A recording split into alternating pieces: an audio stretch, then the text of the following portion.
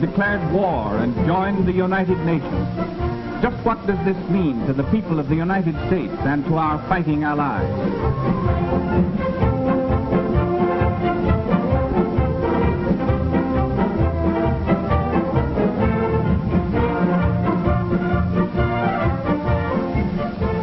We have gained a powerful new friend in Brazil. Brazil's territory covers 47% of the South American continent. 250,000 square miles larger than the United States proper. Larger than all Europe, excluding Russia. But let's look beyond the map. How can Brazil and her people help us to win the war? Well, there are more than 45 million Brazilians, which is a third of the population of the United States. We have been friends in times of peace as well as in times of war. Once before, the people of Brazil proved their friendship for the people of the United States in a time of world crisis. That was in 1917.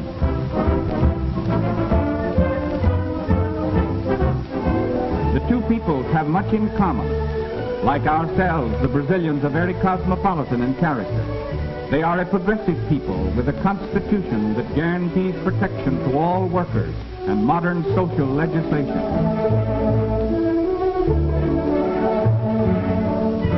They are a sturdy people, from the gauchos of the great cattle ranches, the workmen on the rich coffee and cotton plantations, and the orange groves of her rich valleys and plains to the city dwellers.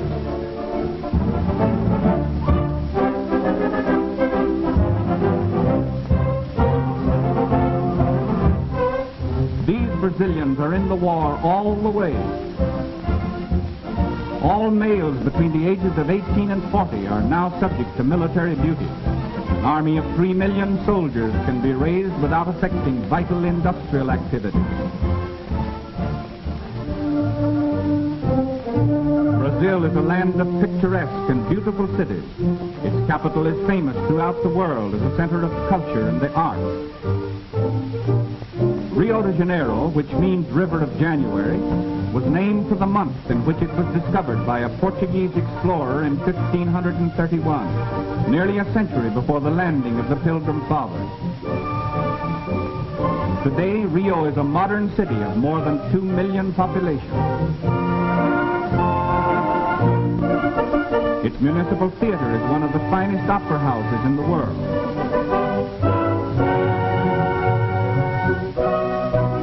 The Tiradentes Palace has, since January 1942, come to be known as the birthplace of Hemisphere unity, for it was here that the 21 American republics drew up the momentous Rio Charter, a far-reaching agreement of mutual faith, collaboration, and protection.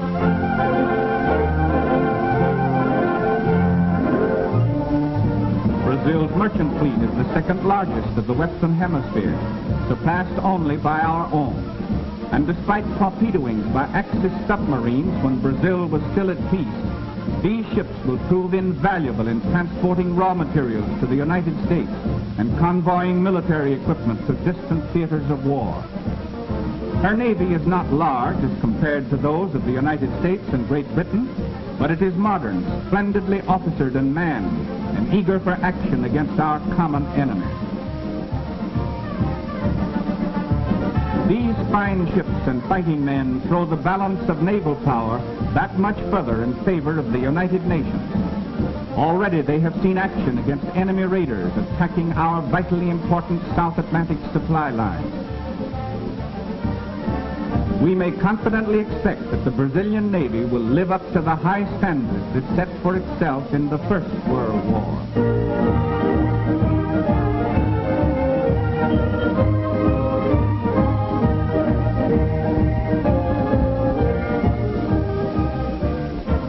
Backing up its navy is Brazil's large and rapidly growing air force. These splendid new airfields, through the courtesy of our good neighbor and ally, are now available to our long-range flying fortresses and liberators.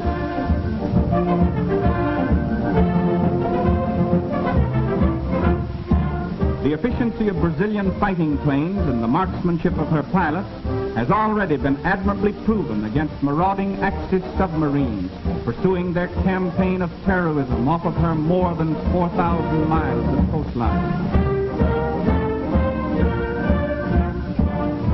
Getulio Vargas, Brazil's progressive president, has long been an ardent advocate of inter-American solidarity, military preparedness, and hemispheric collaboration. Under his guidance, the Brazilian army has been rapidly increased, equipped, and trained in all the phases of modern warfare. Brazil's total mobilization and training is already well underway toward that 3 million mark.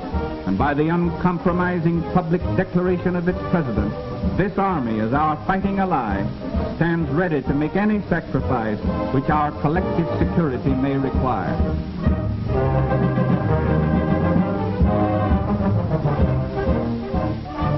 Under government supervision, Brazil is now manufacturing modern aircraft. Other war materials are also being manufactured on production lines patterned after those of our own great plants. As an industrial country, Brazil ranks second to the United States in the Western Hemisphere. And Brazil's fabulous resources and a great variety of important raw materials make her doubly valuable as an ally. Brazil is the hemisphere's second largest producer of chrome ore, so important in the manufacture of high-grade steel.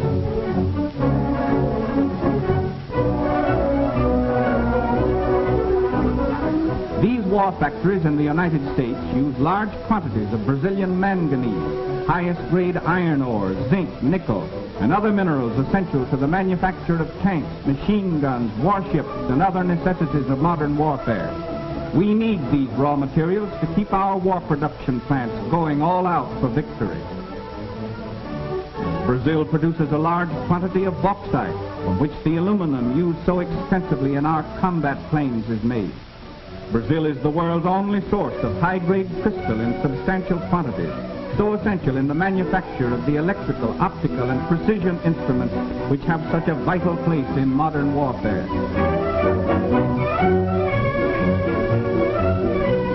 She is also one of the world's largest producers of industrial diamonds, used in cutting the hard metals from which machine tools are made.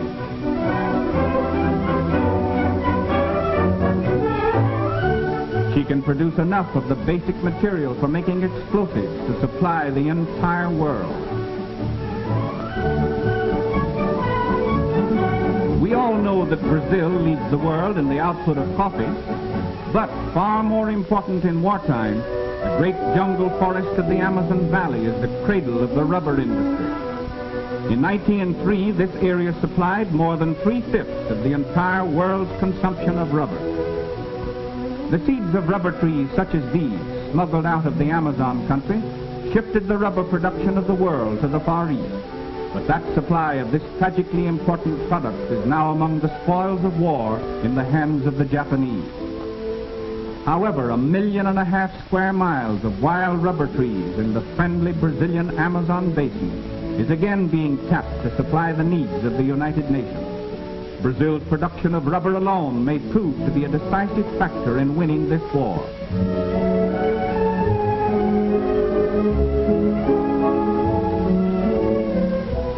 Yes, Brazil brings much to the Allied cause. Not only the weight of her resources and manpower, but the militant spirit of her people and the reaffirmation of her friendship for the people of the United States, a friendship which we welcome with gratitude and which shall never be forgotten.